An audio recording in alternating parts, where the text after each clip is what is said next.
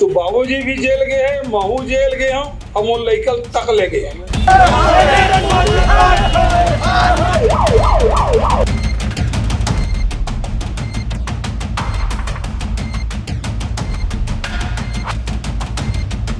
छत्तीसगढ़ में इस वक्त दो ही मामले सबसे ज्यादा सुर्खियों में हैं। पहला, विष्णुदेव साय सरकार मंत्रिमंडल का विस्तार, और दूसरा, पूर्व मुख्यमंत्री भूपेश बघेल के बेटे चैतन्य बघेल का जेल के भीतर कट रहे दिन। चैतन्य को ईडी ने 18 जुलाई को पहली बार हिरासत में लिया था।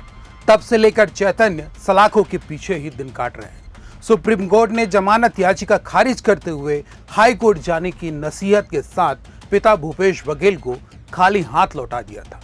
तो चैतन्य अब तक 14 दिनों की 2 जुडिशियल रिमांड के बाद 18 अगस्त को एक बार फिर से कोर्ट में पेश किए जाएंगे।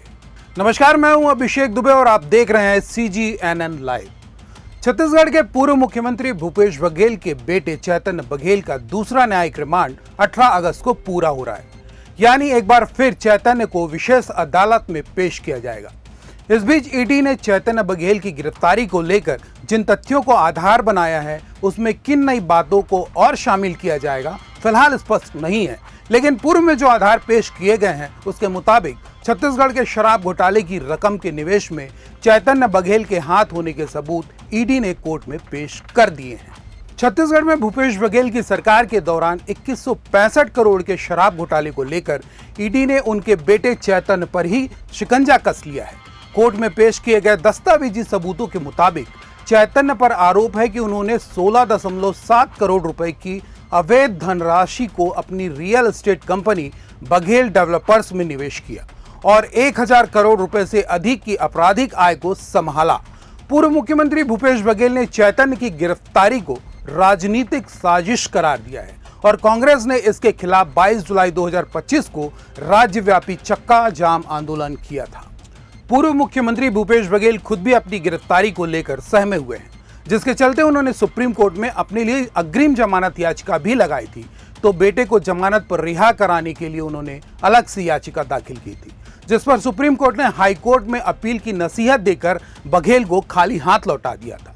जिसके बाद पूर्व मुख्यमंत्री भूपेश बघेल ने हाई कोर्ट की तरफ रुख किया, जहां से राहत तो नहीं मिली पर ईडी को शपथ पत्र दाखिल करने का फरमान जरूर दे दिया गया। हालांकि फिलहाल यह तय नहीं है कि हाई कोर्ट चैतन्य बघेल मामले को सुनवाई के लिए मंजूरी देगा या नहीं। इसका फैसला 26 अगस्त को होने वाली सुनवाई में हो पाएगा। विदित है कि ईडी ने 18 जुलाई को चैतन्य बघेल को उनके भिलाई निवास से हिरासत में लिया था, जिसके बाद 5 दिनों की रिमांड में रखा और फिर 22 जुलाई को विशेष अदालत में पेश किया, जहां से चैतन्य बघेल को न्यायिक हिरासत में भेज दिया गया।